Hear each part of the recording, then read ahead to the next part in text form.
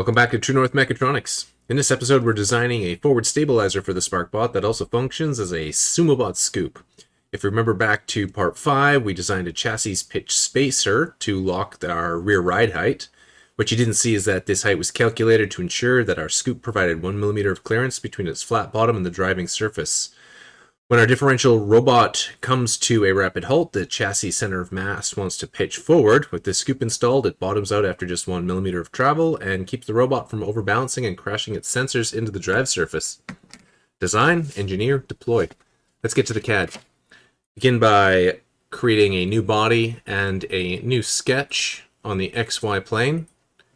We're going to create a C-shaped profile using the poly tool.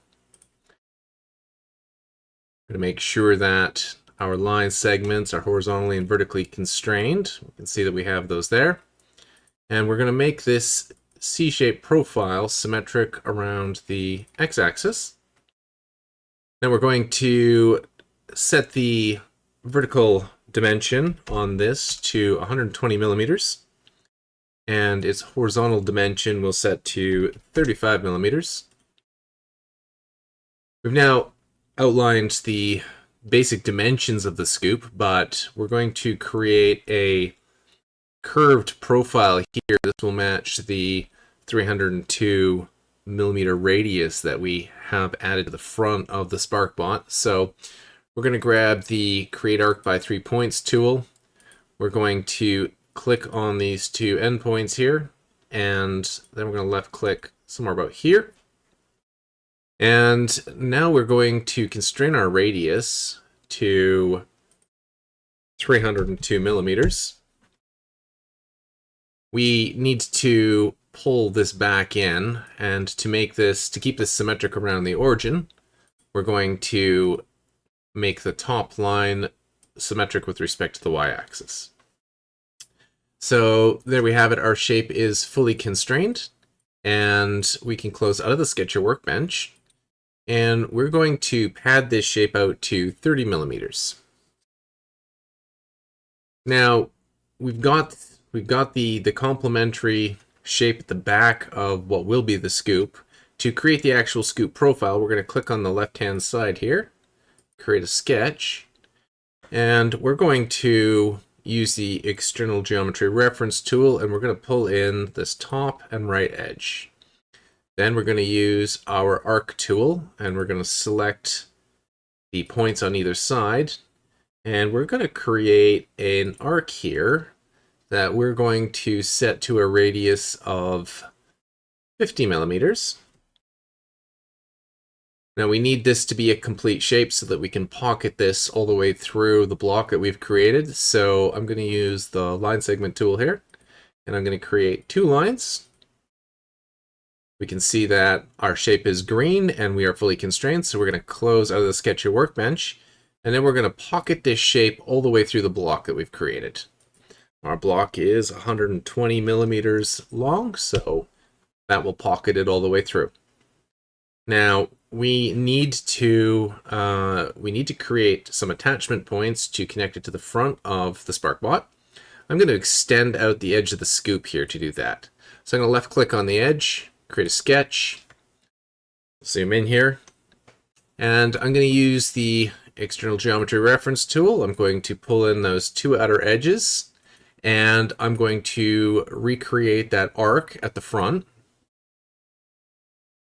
And again, I will just constrain that to a radius of 50 millimeters, and again, using that line segment tool, I will just recreate those line segments there. So that's all we needed to do there. I can close out of that, and I can pad that out. I'm going to accept the default value of 10 millimeters. And I'm going to go over to the other side, and I'm going to reproduce that exact same set of steps. So here we are. We pull in these 2 edges here. We recreate our arc, and we constrain it. And now we rebuild our 2 lines, and now we can go out and pad those. And that is the that's the scoop done. So now our attachment points, we're going to rotate to the back of our scoop here. Going to left click on one of the flat spaces that we just created here. I'm going to create a sketch on one of them. And here I'm going to create, well, first of all, I need to reference these flat edges. So I'm going to pull those in. Now I'm going to use the rectangle tool, and I'm going to create two rectangles here. And I'm going to make them symmetric with respect to the y-axis. That'll allow me to set the size on one, and both of them will be set at the same time. And specifically, I'm going to set the vertical length on this to 12 millimeters. And that's it. That's all I needed to do for this sketch. So I can close out now. And I am going to pad these out to 17.5 millimeters. Now we've already created the complementary mounting hole in the front of the Sparkbot platform. We did that in part 1 of this series. So we need to create the matching holes here. So I'm going to create a sketch on the top of one of them. And I'm going to take advantage of the x-axis as a line of symmetry here for this job. So let's make both of these symmetric across the x-axis. And we're going to make the dimension, or the diameter of both of those equal. So now I can just zoom in and focus on just one. I'm going to pull in these two edges here. And I am going to put this, this mounting hole right between those 2 points that I selected using the symmetry tool. And let's set the diameter of this hole to 2.8 millimeters, and we can see now that we are fully constrained, so our other hole is fully constrained exactly where we need it to be.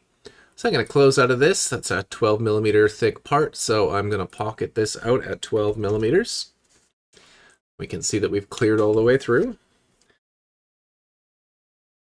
And the next thing that we're going to do is we're just going to put a little bit of a or fillet rather on the edge here. This just creates a little bit of clearance for the wheels.